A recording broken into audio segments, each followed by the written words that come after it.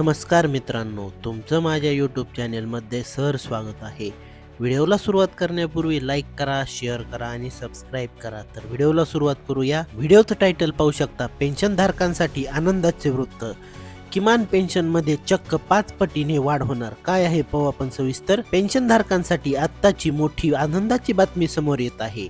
ती म्हणजे किमान पेन्शनमध्ये चक्क 5 पटीची वाढ होणार आहे.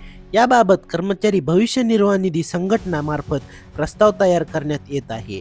प्राप्त माहितीनुसार कर्मचारी भविष्य निर्वाह निधी संघटनामार्फत किमान पेन्शनमध्ये वाढ करण्याचा विचार केला जात आहे. सध्या स्थितीत किमान पेन्शन 1,000 रुपये इतकी आहे. तर यामध्ये आणखी 5 पटीची वाढ करण्याचा विचार EPFO मार्फत केला जात आहे. जर 5 पटीने वाढ केल्यास किमान पेन्शन ही 1,000 रुपयावरून 5,000 रुपये इतकी होणार आहे.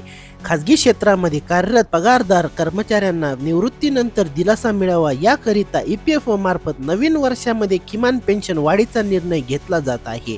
निवृत्तीनंतर सध्या स्थितीत केवळ 1,000 रुपये इतकी तुटपुंजी किमान पेन्शन मिळते. यामध्ये 5 पट वाढ केल्याने किमान पेन्शनची रक्कम ही 5,000 रुपये इतकी होणार असल्याने पेन्शनधारकांना मोठा दिलासा मिळणार आहे. कोणत्या कर्मचाऱ्यांना होणार फायदा? सदर किमान पेन्शनची वाढ ही EPFO अंतर्गत नोंदणीकृत असणाऱ्या खाजगी क्षेत्रातील सर्व कर्मचाऱ्यांना लाभ मिळणार आहे.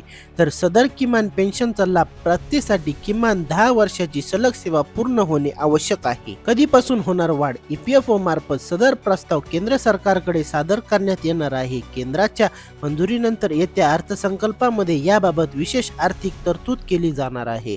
व्हिडिओ आवडला असेल तर लाईक करा, शेअर करा आणि सबस्क्राईब करा. भेटूया पुढील व्हिडिओत. धन्यवाद.